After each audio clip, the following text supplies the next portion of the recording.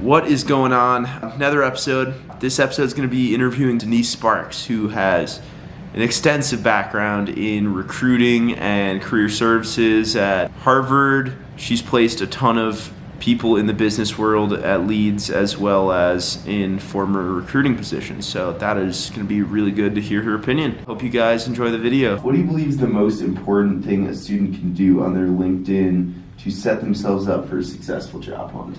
Okay, I have a few. Obviously, a picture is first and matters. Names that match up. So if your name is William Smith and on your resume you have William Smith across the top, but your LinkedIn profile is Bill Smith or Billy Smith, no one will ever be able to find you. So consistency in your names. If you go by a different name or if you shorten your name, that matters, or you won't be found. Putting your LinkedIn URL on your resume, we've had recruiters tell us they want it up there. Obviously, that also avoids the confusion of where are you. No typos, not one typo, no grammar mistakes, no typos. That is an immediate not good. And then a bio that is concise. We do, for students, believe in bios. Your experience doesn't always speak for itself, so sometimes you do have to speak for it. So this is a little mini cover letter in a way. And it definitely needs to be concise. No one wants to read a gigantic dissertation or paragraph about you. And some things to cover definitely would be, what you're looking for in an internship or a job.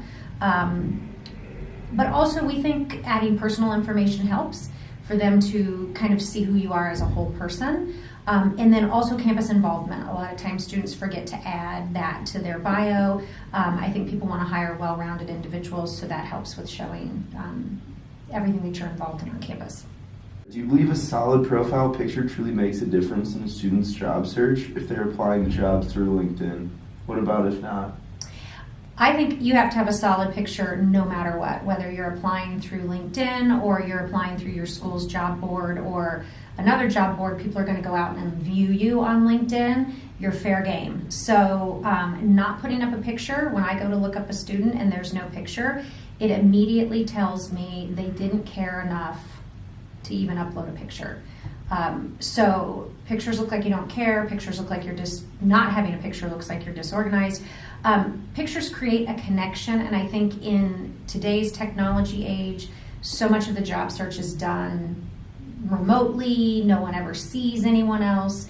Having that picture creates that human connection that I think gets lost in today's job search. And I think it's important to sort of humanize the interview process, because people are hiring people that they're going to spend more time with usually than their family or their significant other. So we absolutely all believe that having that strong picture is necessary no matter what you're doing.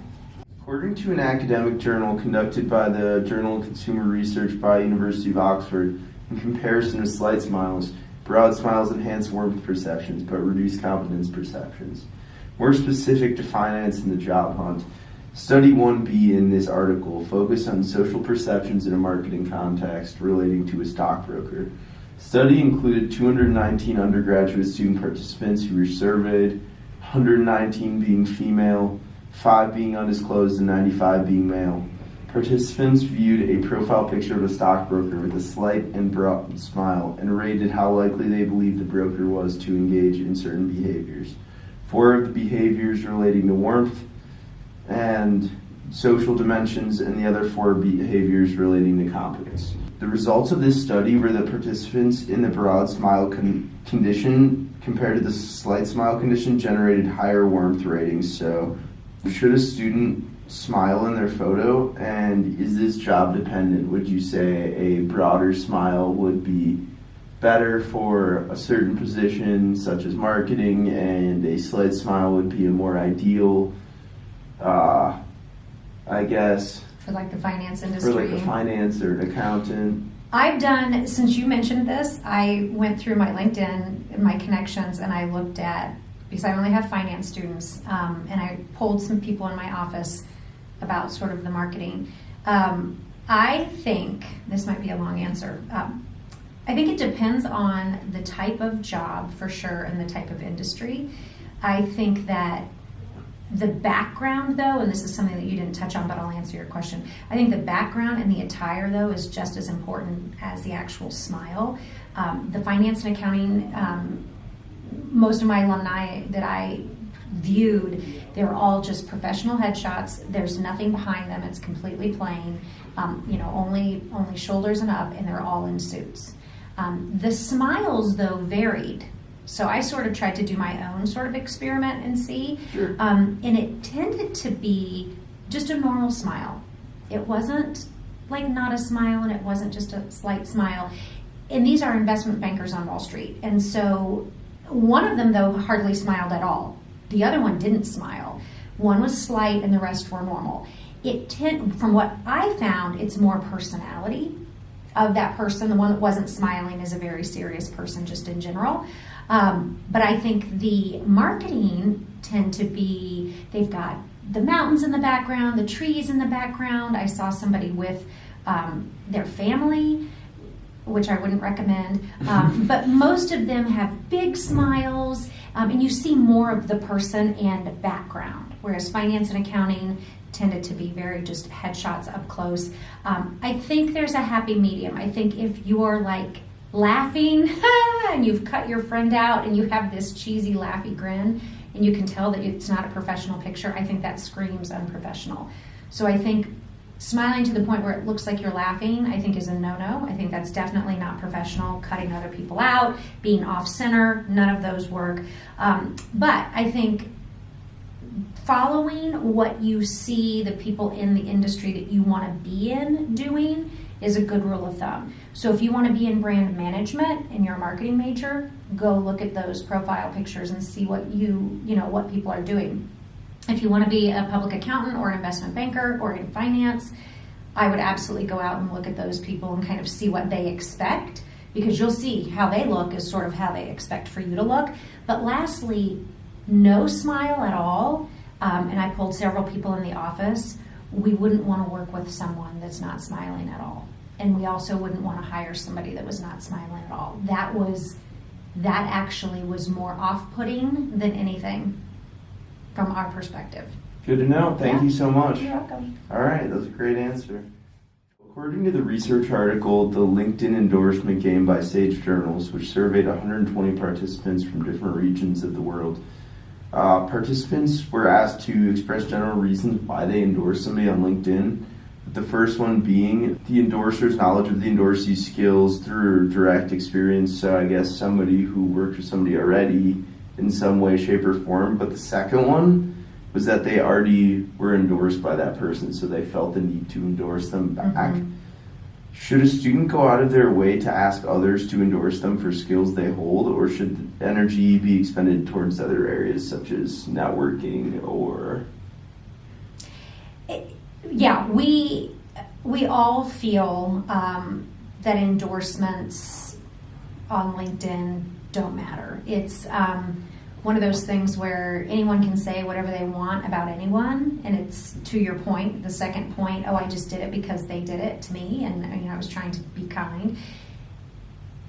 As a student, maybe this is more helpful or utilized by an experienced hire that you actually know has the skill set. You can see on their resume or on their jobs that this is something that they have done. Experienced hires don't have to work as hard at showing their soft skills. They don't have to work as hard at showing that they can learn. They've already shown that, so the hard skills might be more important. But as a student, the endorsement game is not relevant. It's no one cares what we've heard. People don't really even look at it. You're a student. How much experience have you really had in Excel? So you can have people go through and click the boxes for you, but it's almost losing its credibility because it's overdone. And everyone knows that it might not actually be fact-based. It's just your friends trying to like your photo on Instagram, so to speak. So we believe that students are hired more for their softer skills. We've seen this over the years. It's the intangible skills that employers tend to be looking for. They want to hire somebody that they think can learn, and they want to hire somebody that they like. So using your LinkedIn to network with people, to try to make connections, find out more about a particular company, connect with an alumni that might be able to meet you for coffee and endorse you. That absolutely means a lot more than your friends checking boxes at the bottom of LinkedIn. Also, that space and time could be better utilized for actual recommendations. So when we do see, we've had employers say, when a student has a recommendation on their LinkedIn profile from like their previous internship, that actually is real. That means something. It's an actual recommendation from another person who actually has quite a bit to say. So that is definitely a good thing. But using it for networking to meet people in real life, face to face, is much more important than checking technical boxes. Sure. Thank you so much. With that being said, do you believe the reciprocation theory of endorsements holds true? I'm sure it does. You've all been on Instagram or back in the day Facebook, and you like things just because somebody liked yours, and it's this liking game. I don't know. It's a social media phenomenon, and I think that it's unnecessary on LinkedIn. I think it's actually, I don't think anybody looks, and I don't think anyone cares, because your students, and they don't believe it anyway. I've had students put proficient in Excel on their resume, and I'm sure everybody does that. We've had employers say there is no way you're proficient in Excel. You're a student. You have no idea all of the things that Excel can do. You would be better off putting exposure to or knowledge of Excel. So yeah, I think it's all kind of overhyped, and I think it's probably not even true. Okay. Thank you very much. Is there anything most students overlook when crafting a LinkedIn profile that can negatively impact their search? I know you already kind of briefly touched on a few things like typos and other things that you recommend a student has none of, but is there anything else you can think of? Yes, keeping it relevant and keeping it updated. I had a student a few years back who hadn't updated his LinkedIn profile in a while. The picture was very old. It might have been a senior high school picture. And he was applying for a big consulting firm, a big nationwide consulting firm, actually the number one in the country. He saw that the recruiter went out and viewed his profile, and he never got a call. His experience wasn't on there, his school year wasn't correct, the picture was old. So I think keeping it up to date and keeping it relevant matters more than anything. If you are now a junior and you're no longer a sophomore, if the bio says you're a second year student, that needs to change. If you've added an internship or had an internship, you need to add it immediately. If your resume and your LinkedIn profile don't add up, it looks like you're lazy. So that LinkedIn profile needs to be updated and relevant every year, every time you change your resume, actually. And a lot of students forget to put what they studied, believe it or not, and they forget to put what they're looking for. So those are things that we think absolutely could negatively impact your job search significantly if nobody knows what you did. Is less more. So should a student try to be as descriptive as possible when under, I guess, the job headings, or should they try to keep it as concise as they can? I'm glad you asked. I hope somebody listens to my answer. Descriptive. We want the job bullets on your LinkedIn profile under the job that you had to match your resume exactly. So we want bullets that are easy to read with the actual tasks and responsibilities and projects that you worked on.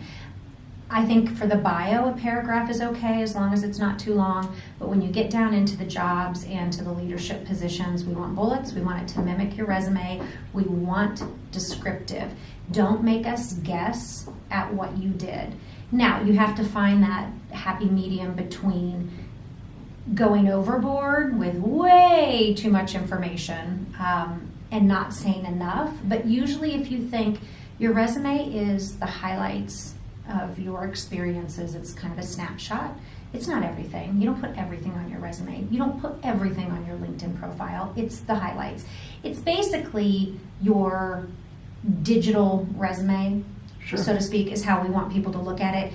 I actually get very frustrated when I go out to look at an alum who I'm trying to show a student, oh, well, here, you can look at this person with me and it'll explain what commercial banking is or what this person does on a daily basis.